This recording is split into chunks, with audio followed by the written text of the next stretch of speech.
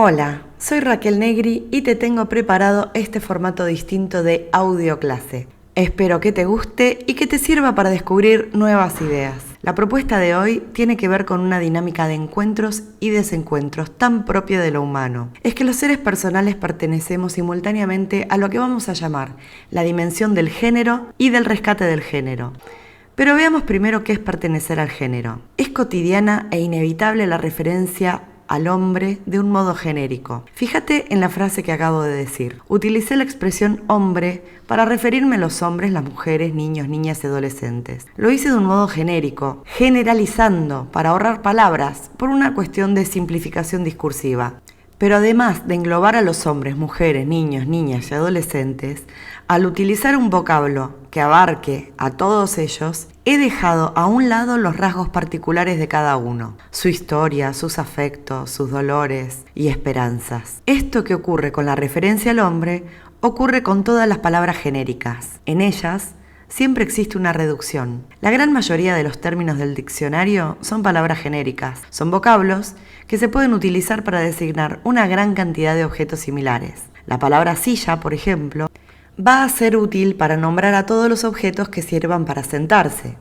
Aun cuando haya muchas sillas de diferentes formas, materiales o diseños, lo que hace que todas ellas sean sillas es su finalidad de servir como asiento. Para poder designar con la misma palabra a una gran cantidad de cosas que tienen la misma función, hay que tener la capacidad de olvidar las particularidades que las hacen diferentes. Si no puedo hacer a un lado los detalles, como ser que una silla tenga apoyabrazos y la otra no, o que una sea acolchonada y la otra de madera, no podría designar como sillas a todas ellas. Y así sucede con todo. Tenemos la capacidad de olvidar muchas cosas y circunstancias con las que no podríamos vivir si las recordáramos en forma permanente. Pensar es olvidar diferencias, implica la abstracción y la generalización. Tanto el método inductivo como el deductivo son estrategias de razonamiento lógico. El inductivo utiliza premisas particulares para llegar a una conclusión general y el deductivo usa principios generales para llegar a una conclusión específica. Todas las ciencias son expresiones de género. La ciencia de la medicina remite al género cada vez que describe síntomas generales para patologías específicas o protocolos genéricos para determinados procedimientos o prácticas. ¿Te imaginas una ciencia de la estadística que evite generalizar? No podría estudiar los datos cuantitativos de información relevante sobre la población, que es precisamente a lo que se dedica. Lo mismo sucede con la ciencia del derecho, que, además, en sus orígenes, se expresaba a partir de la costumbre, que fue su primera expresión formal. Las cosas debían hacerse de determinada manera porque generalmente se hacían así. Es que las normas jurídicas son generales y abstractas. Esto significa que para todos son iguales, y de esta manera, el derecho proclama en lo formal la inclusión de todos los humanos. Lo genérico denota entonces una cantidad innumerable de casos. Las llamadas palabras genéricas son posibles gracias a la capacidad de olvido. Se desprenden de las particularidades y a partir de allí hacen posible el entendimiento y la comunicación.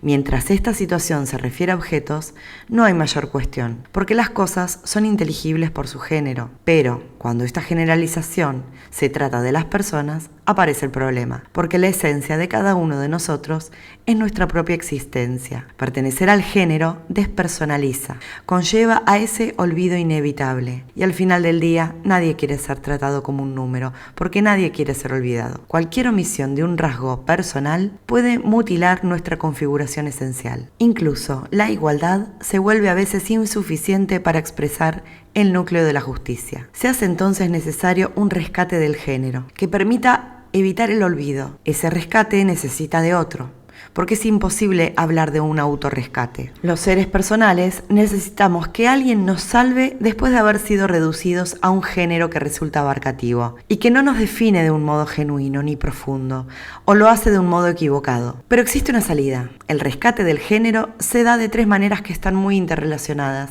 y son comprensivas unas de otras. Ellas son la palabra originaria, el amor y el diálogo. La palabra originaria es una expresión que corresponde al filósofo alemán Max Picard.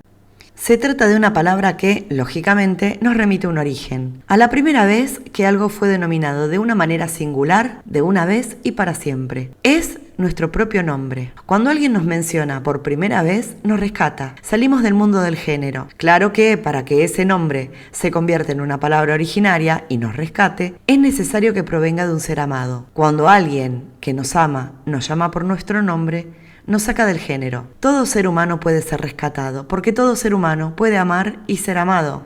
La muerte es el temor al género, el temor a ser olvidado, la vuelta al género en forma perpetua. Nacemos en el género, fuimos rescatados y volver al género tras la muerte es un destino desgarrador del que buscamos despojarnos. El amor nos rescata del género y también el diálogo. Diálogo significa encuentro, indica que su presencia es constitutiva de la propia existencia y que la relación yo-tú es esencialmente recíproca. El encuentro interpersonal es, además, exigencia fundamental de la justicia y la persona como diálogo. Porque si bien la persona como igualdad abrió el camino para una afirmación universal del derecho, al mismo tiempo descuidó aspectos decisivos de las relaciones interpersonales, porque creó una distancia inmensa entre el deber ser del derecho y el ser de la vida real. Diálogo significa encuentro, dije recién, y existimos porque nos encontramos. Esto es lo que se llama alteridad de la existencia.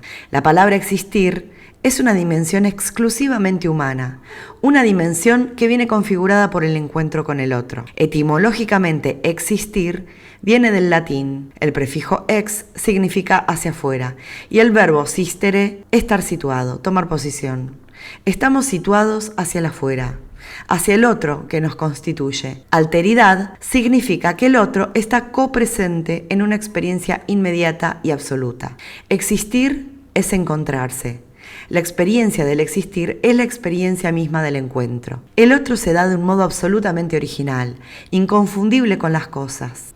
Irrumpe en nuestras vidas y no podemos menos que reconocerlo. Ya sea promoviéndolo o incluso rechazándolo, el otro es un sujeto exterior a mí que está conmigo en el mundo, no como una cosa, sino como un ser junto a quien mi existencia se constituye. Con el otro vivimos.